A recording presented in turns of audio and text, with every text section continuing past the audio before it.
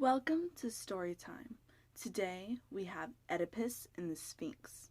This is back in Greek times, so this is when they wore togas. Whew. That was a nice toga. The beginning of our story begins in Thebes with a king and queen that are expecting, but they are not so happy about the news whenever a prophet, who is very wise, Tiresias, comes. Hello, my king. May I have a word with you in private? Of course, Tiresias.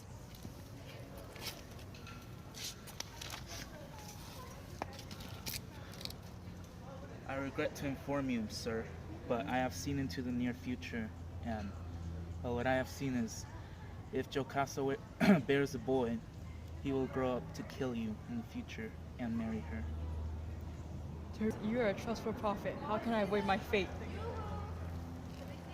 Well, I believe that the only way to prevent this is if Jocasta bears a boy, you must kill the infant. A baby boy was born, so the king requested a servant to drop him in the river to die.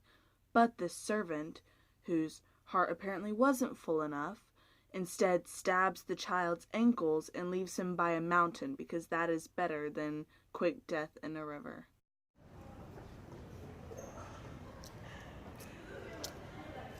Get rid of it. I don't have the heart to throw you in the water, but I cannot define my king.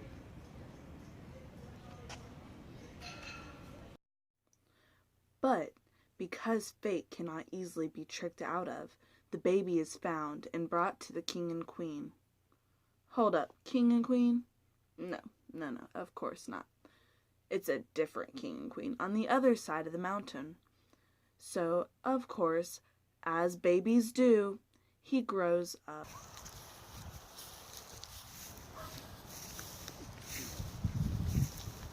Oh, what in the underworld has brought a child here, alone?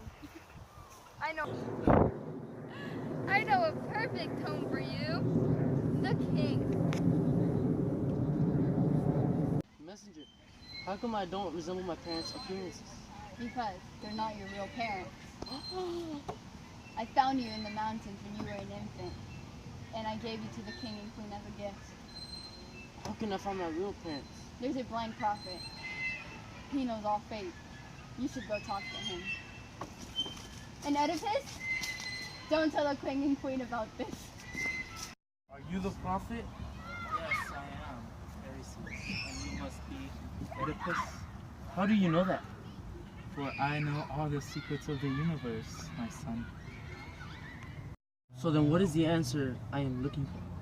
Yes, well, your fate was that you were to kill your father and marry your mother, the queen.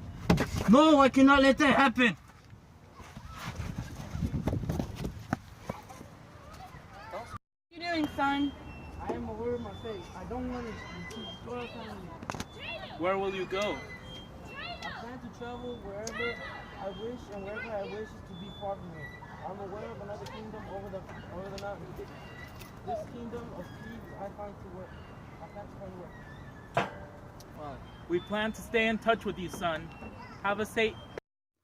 While fleeing from Thebes, Oedipus kills a man who happened to be Laius, the king of Thebes, already meaning that half of the prophecy has been fulfilled.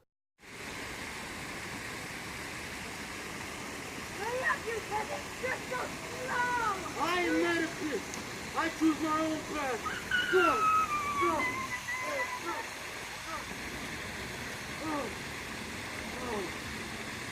Wait, keep what you say. Have you heard of Sphinx? No, tell me more. Giant creature, body of a lion, head of a woman, and wings of eagles guards the walls of Thebes. Nothing goes in or out without answering her riddle.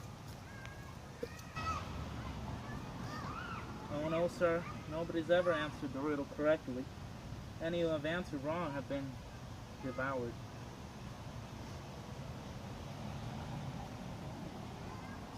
I am Oedipus. I pick my own path. So now Oedipus is just chilling, and he hears about a sphinx, a mythical creature.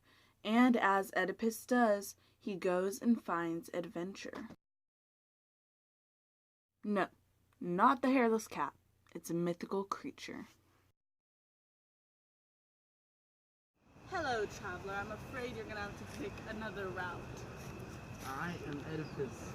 I choose my own path. I will let you pass to answer the riddle.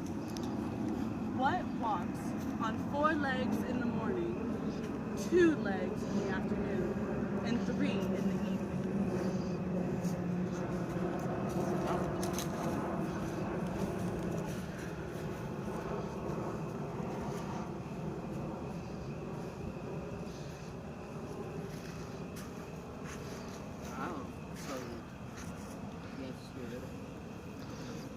And what is it? Man.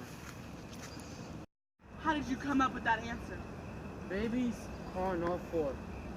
Men use 2 feet. And old people use 3, and the third one is their cane. Ha! Oedipus, you have saved us. You must marry the queen and become our new king. I will be your new king. So Oedipus answers a riddle and is now married. I wish dating was that easy.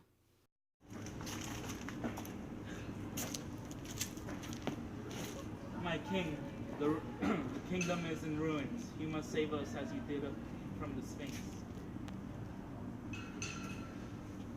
My king, my sister.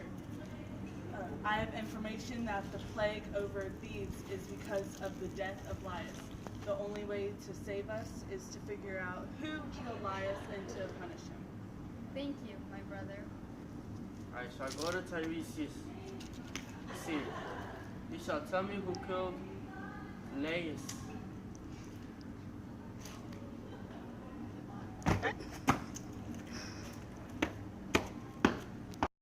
As you know now, Oedipus is married to his mother, old but beautiful.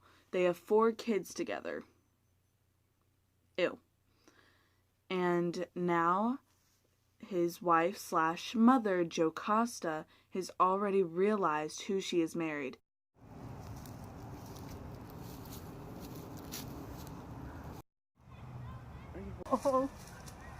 Oh, the murderer must be punished. Duh.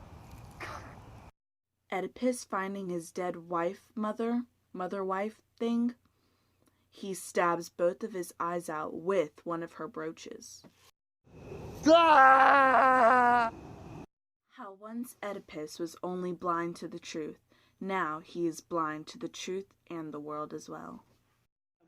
You, my son, will rule Thebes. I trust you. He leaves with one daughter who is later killed by an illness. Leaving his 2 sons in charge of the kingdom, they kill each other for who rules. And then his other daughter, who is also left in the kingdom, is raped and killed. At the very end of the story, Oedipus is struck by lightning and is said to live in Mount Olympus, watching over Thebes for all eternity. This is the gist.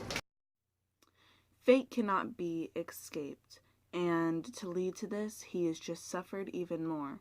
Oedipus might seem like conceited, and maybe he kind of was for not trusting anybody or believing that he did the death, but he did punish himself, and he did leave the kingdom for the better. Tragedy is mainly irony. In this tragedy, verbal irony is how Oedipus demands that the murderer be punished when he himself is the murderer. And he also taunts Tiresias for being blind when in the end, Oedipus is blind and witless. Situational irony is how he kills his father and marries his mother when he fled his adoptive parents in order to avoid such fate.